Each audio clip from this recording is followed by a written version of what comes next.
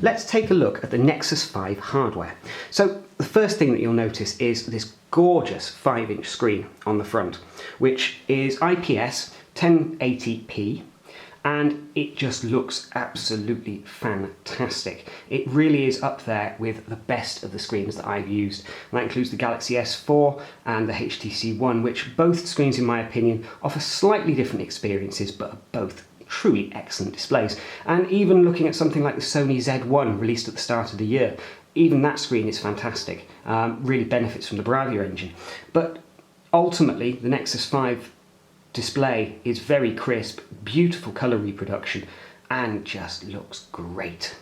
Camera-wise on the back, we've got an 8 megapixel shooter, which is optical image stabilization as well. Now that basically means that if you're shooting in low light conditions, if you happen to be someone with shaky hands, or if the object is moving quite quickly, optical image stabilization will just help the image settle down a little bit more, allowing the camera to lock on to fast-moving subjects or subjects that are shrouded in darkness. And, you know, like I say, if you happen to just have a little bit of shake in your hands, wind's blowing, you're on uneven ground or what have you, then that optical image stabilization means you'll be taking less blurry pictures and more perfectly focused and sharp ones.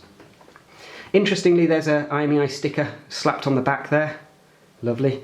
And everything is indented, so it's very much using the Nexus fabric, as it were, this polymer that is just feels great in the hand. It's not too slippy. It does leave kind of smudge marks off your fingers a little bit, but those kind of disappear. It's almost like it has an oligar coating on there. On the bottom we have the speakers, as well as the micro USB jack. Volume rocker is on the side here, power on this side, and also your SIM. Now, the SIM tray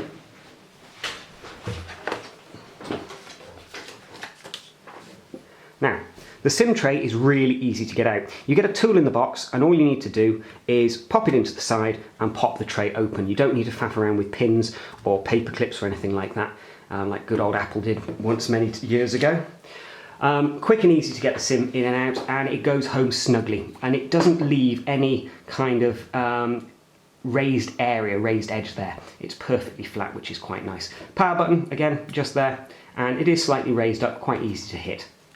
On the top, we have a 3.5mm jack and a noise cancelling microphone. And I believe there's probably another noise cancelling microphone floating around somewhere as well, not that I can spot it.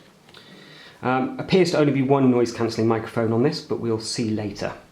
We also have the LED flash on the back as well. No word yet on the quality of that. I'll be giving that a full test run through later. But overall, the hardware is quite exceptional. It's certainly one of the fastest on paper devices that has ever been released.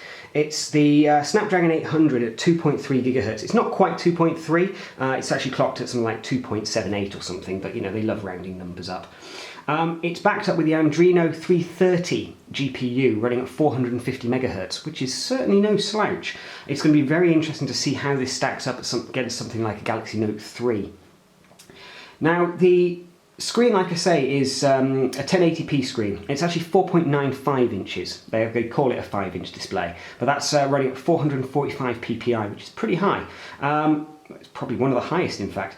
And it's also got Corning Gorilla Glass 3, which is a key differentiator there. This is the lighter Corning Gorilla Glass. It's also a lot tougher as well. It really is their third evolution of that particular manufacturing process for glass screens. And by all accounts, it's incredibly tough. Overall, there's not a lot here on the hardware side to get really excited about. It's not necessarily the fastest overall package of hardware that's ever been put in a mobile phone. That probably right now goes to the Galaxy Note 3. But what it is an incredible price point to hit, £300, £295 for the handset. With an 8 megapixel shooter, 1080p screen, the latest and greatest Snapdragon 800 processor, the fast Androidizen 330 GPU, and just overall, for that price point, an incredible package, and you're getting the latest and greatest Android 4.4.